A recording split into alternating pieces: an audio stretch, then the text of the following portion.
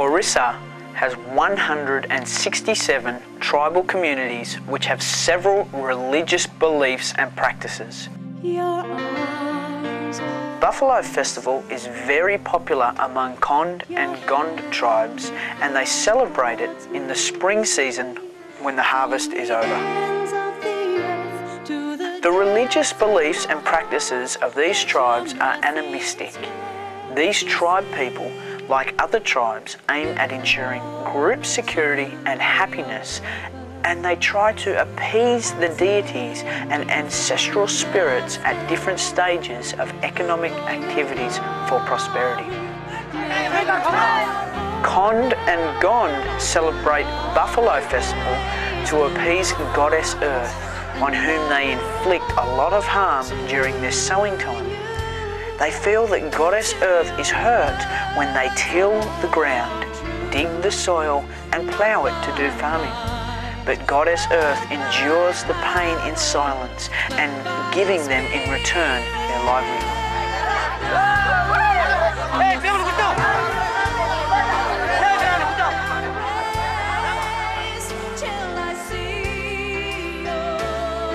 In earlier days, the tribal people would sacrifice a living human being.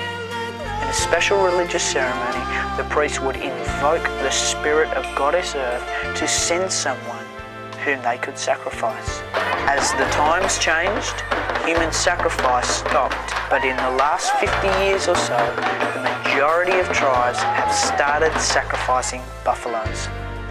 So prior to the D-Day, the heads of the village where the festival would take place gather together and buy a healthy buffalo and then keep it hungry for 24 hours. The to-be sacrificed buffalo is brought out and chained to the peg around noontime. People from adjoining villages and far-off areas start converging on the sacrifice point in large numbers. Men, women, whether old or young, boys or girls, they all wear new clothes for the special occasion. The beating of drums and sounding of trumpets creates the environment as the excitement of people goes high.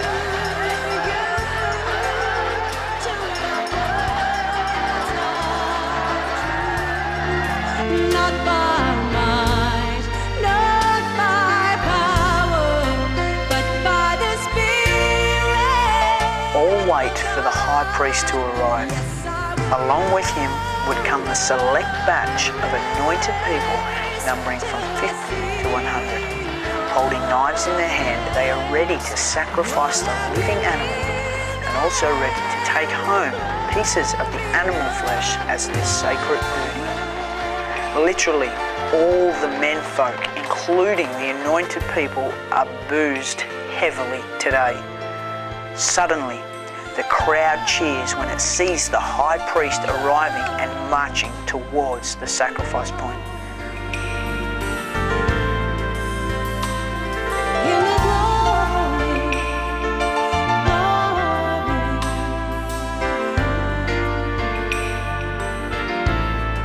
The people jostle together in the crowd and even climb the trees and house rooftops to have a better view of the proceeding. People from the crowd try to break into the enclosure and come forward to bow before the animal. Some even tease the animal to provoke it to bring excitement to the ceremony. The high priest goes inside the circle and bows before the animal, touching it with his symbolic sword. Within seconds, the anointed group starts stabbing the animal. Spurts of blood oozes out from the flesh and the animal tries desperately to break free. Someone loosens the chain and the animal runs into the crowd. The atmosphere is now feverish, with the women and children shouting and running, fearing attack from the animal. But the animal has no place to escape. But the bloodshed is still going on in the killing spot where the animal finally has collapsed. In the frenzy, the stabbers even hurt themselves seriously when they are missing the mark.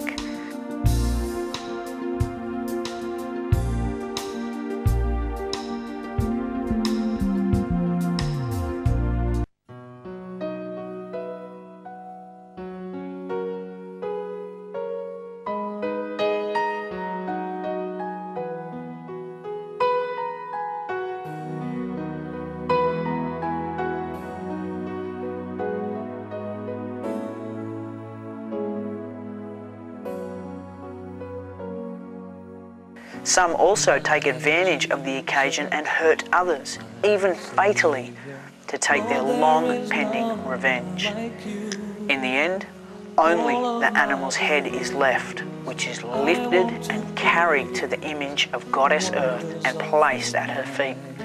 The dry horns of animals sacrificed previously are also kept there in a bowl. My comfort, my shelter, tower of refuge and strength.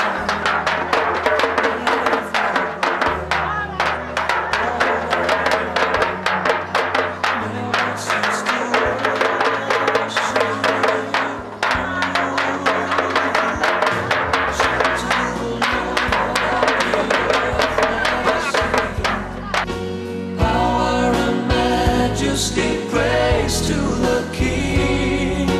Mountains bow down and the seas will roar at the sound of your name. I'll sing for joy at The cheerful crowd now starts dispersing and heading for their respective villages.